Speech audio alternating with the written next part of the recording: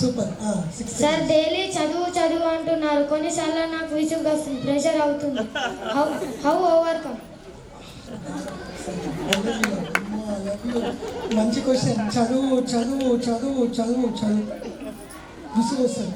Correct point చెప్పిండు. Exact వీడిని చూడకండి, వీడి వెనుక అట్లీస్ట్ 50-60 కోట్ల పిల్లల్ని చూడండి. భారతదేశంలోనే కాదు, ఏ దేశంలో ఉన్నా ప్రపంచంలో ఒక 100 కోట్ల జనాలు ఉంటారు పిల్లలు. వాళ్ళందరి ఫీలింగ్స్ అది. ఈవెన్ ఫస్ట్ ర్యాంక్ వచ్చినోడు ఫీలింగ్ కాదు, ఫెయిల్ అయ్యేటోడు ఫీలింగ్ కాదు, విసుగు వస్తుంది. అవునా కదా?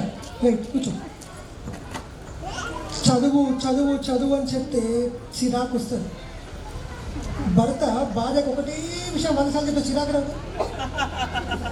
భార్య భర్త ఒకటే, నాకు చీర కావాలా, పట్టు చీర కావాలా, పట్టు చీర కావాలా, పట్టు చీర చెప్తుంటే ఏం పట్టు, అసలు ఆ పట్టు చీర కనుక్కున్నాడు కూడా తెలుసుంటే వాడిని చంపేస్తుంటారు అవి అంటాడంట మా ఆయన. ఒకసారి చెప్పదు గట్టిగా. ఇక్కడ పాయింట్ ఏంటంటే, పిల్లవాడికి ఆ టైంలో ఇంట్రెస్ట్ ఉంటే చదవబుద్ధి అవుతుంది, లేకుంటే చదవబుద్ధి కాదు. Very clear. సో ఇక్కడ 2 పాయింట్స్. ఒకటి, నువ్వు ఇంట్రెస్ట్ రేకెత్తించాలి వాడిలో ఒకటి. దానికి మెయిన్ ఏంటంటే నువ్వు అతని ట్రావెల్ చేయాలి.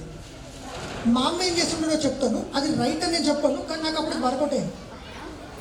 బయట పని చేసే వ్యక్తి, మధ్యతరగతి కుటుంబం నుంచి వచ్చినాం. ఫస్ట్ పేదోళ్ళు ఉండే, తర్వాత మధ్యతరగతి. అక్కడ ఏంటంటే కంపల్సరీ పని చేసుకోవాలి.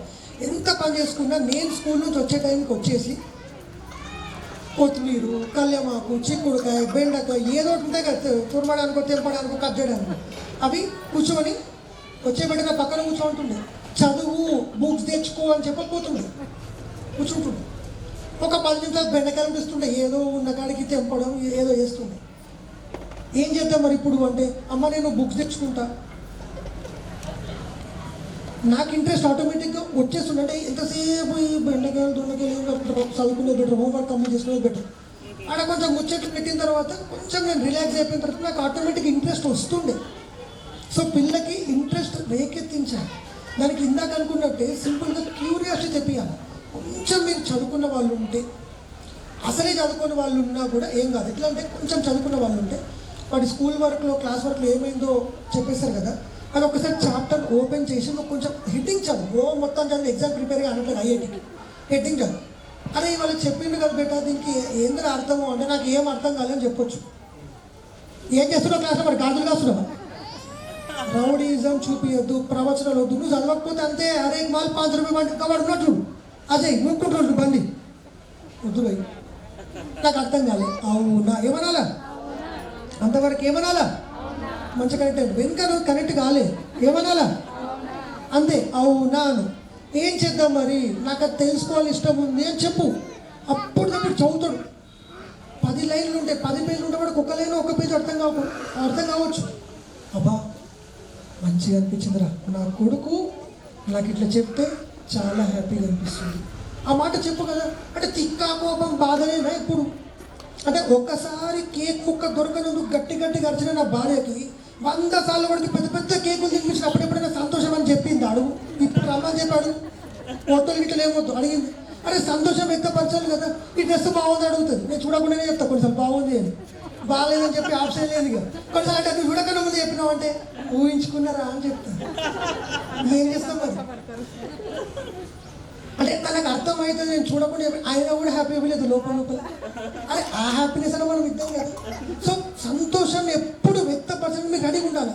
నువ్వు ఇది ఎక్స్ప్లెయిన్ చేసిన చూడు, అబ్బా నేను చదువుకోలే అన్న బాధ ఉండేరా, ఇప్పుడు లేదు, మంచిగా అనిపించింది.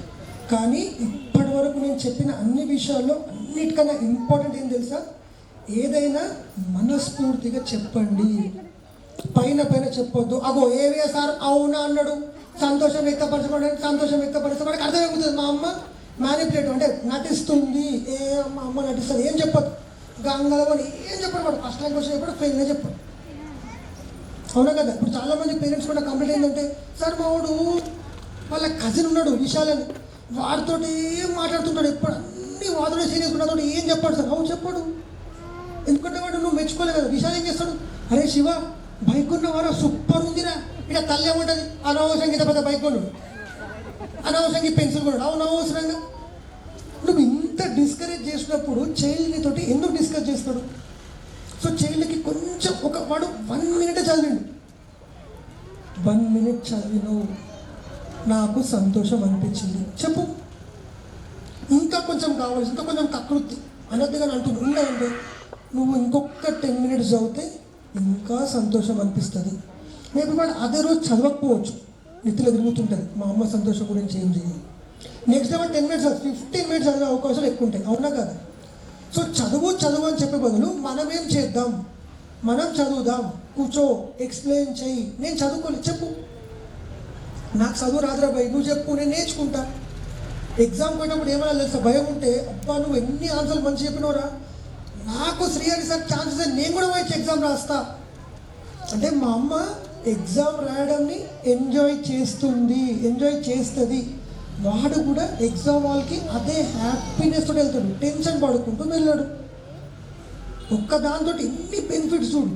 ఎగ్జామ్ వాళ్ళకి సంతోషంగా పోయినావు అనుకో ఎట్లుంటుంది, ఆటోమేటిక్గా నీకు ఎప్పుడో చదివిన క్వశ్చన్ సార్ మేడం ఎప్పుడో చెప్పుంటుంది ఫస్ట్ క్లాస్లో జూన్లో, అది మాకు తక్కువ గుర్తొచ్చే అవకాశం ఉంటుంది, ధన రాస్తాం. అదే బాధ ఉందనుకో, నువ్వు 10 ఏళ్ళ క్రితం ఏం చేసినావు మర్చిపోయినావా? చీర ఇస్తాను, ఎవరికి ఇచ్చినావు? మీ అన్న భార్యకి ఇచ్చినావు, నాకు ఇచ్చినావా? అంటే 10 ఏళ్ళ క్రితం నీకు బాధ గుర్తుంటుంది, సంతోషం ఎప్పుడు గుర్తుంటుంది. ఇంకొక 100 times చెప్పాలి కదా, అయితేనే కరెక్ట్ అవుతాం. వాడు అయితేనే చదువుతూనే వాడికి ఎక్కుతుంది.